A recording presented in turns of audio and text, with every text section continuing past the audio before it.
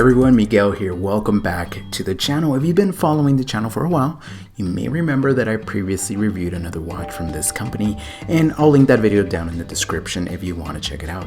The company is Skyrim Wrist, and what they specialize in is creating homage watches that take inspiration from much more expensive luxury pieces, but deliver them at far more approachable price points. But this time around, things are a little different.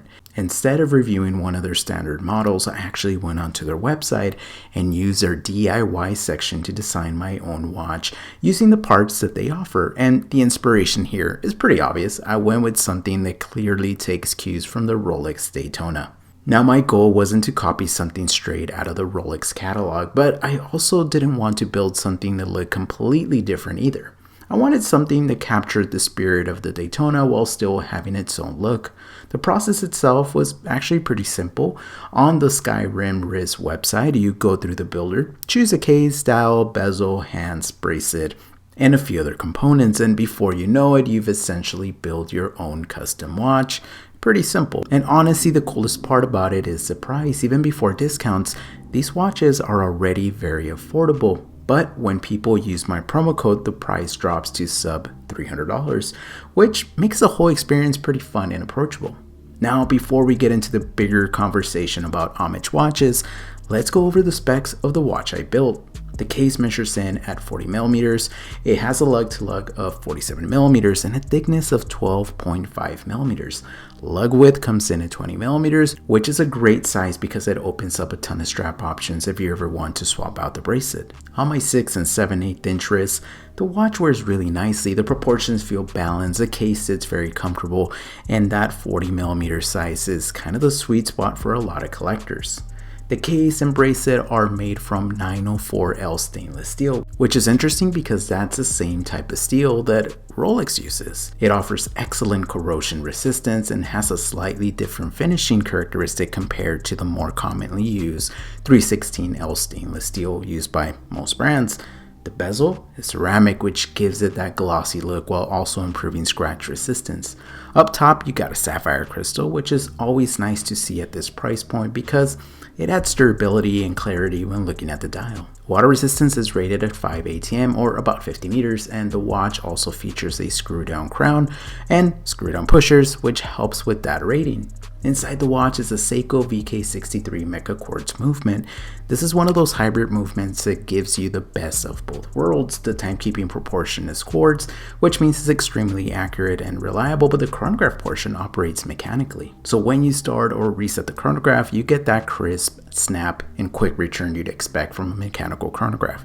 The seconds hand sweeps smoothly when the chronograph is engaged, which gives it that mechanical feel even though the base movement is quartz. It's honestly a really smart movement choice because it delivers a premium chronograph experience while keeping the watch affordable. The watch weighs in at 142 grams with the incised bracelet, so it's a nice solid presence on the wrist without feeling overly heavy. Now let's talk about the design because this is where things get interesting. For my custom build, I went with the all rose gold configuration paired with a marble style dial, and honestly the dial is probably one of my favorite parts of the watch. It has a unique texture that catches the light in a really interesting way and gives the watch a little bit more personality compared to the standard Daytona style dials you usually see. The hands feature C3 luminous material, which provides decent visibility in low light conditions along with the indices. It's not dive watch bright, but it definitely does the job. The watch comes on an oyster style bracelet, and one of the features I really appreciate is the on-the-fly micro adjust clasp. Being able to quickly adjust a bracelet without tools is something collectors always appreciate, and it's not something you normally see at this price point. Another nice detail is the packaging. The watch comes with the travel case, which is a small but thoughtful touch that makes the overall experience feel a bit more complete. Now, this brings us to what I think is the most interesting part of this review, the conversation around homage watches. There are generally two schools of thought when it comes to homage pieces. One type of homage watch takes inspiration from a famous design but adds its own elements, maybe different hands, different dial textures, or subtle design changes that make it clear it's inspired, but it's still original. The other type goes a little more direct and tries to resemble the original watch as closely as possible. And that's where things get a little complicated. Personally, one thing I'm not a huge fan of on this particular build is the dial text. The dial says Daytona and also Seiko. The reality is that this dial is neither a real Seiko dial nor a Rolex dial.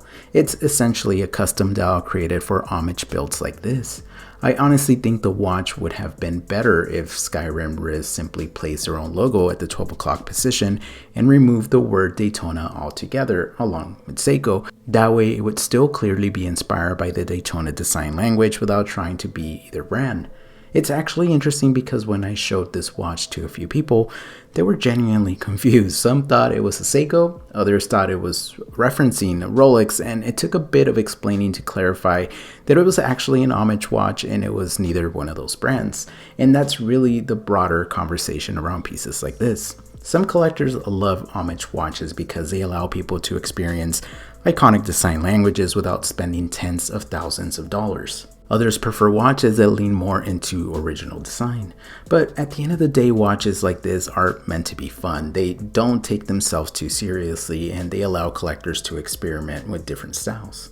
This is actually my second watch from Skyrim Riz, and overall I think they do a really solid job, especially considering that everything is hand assembled here in the US.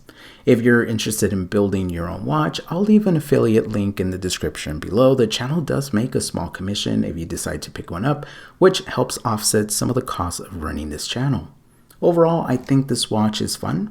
The construction is solid, the materials are good, and the price is very approachable. Is this something I would personally wear regularly or at all? Probably not. But that's not really what this channel is about. My job isn't to tell you whether a watch is cool or uncool. It's to objectively review watches and see whether the specs, construction, and materials match the price the company's asking.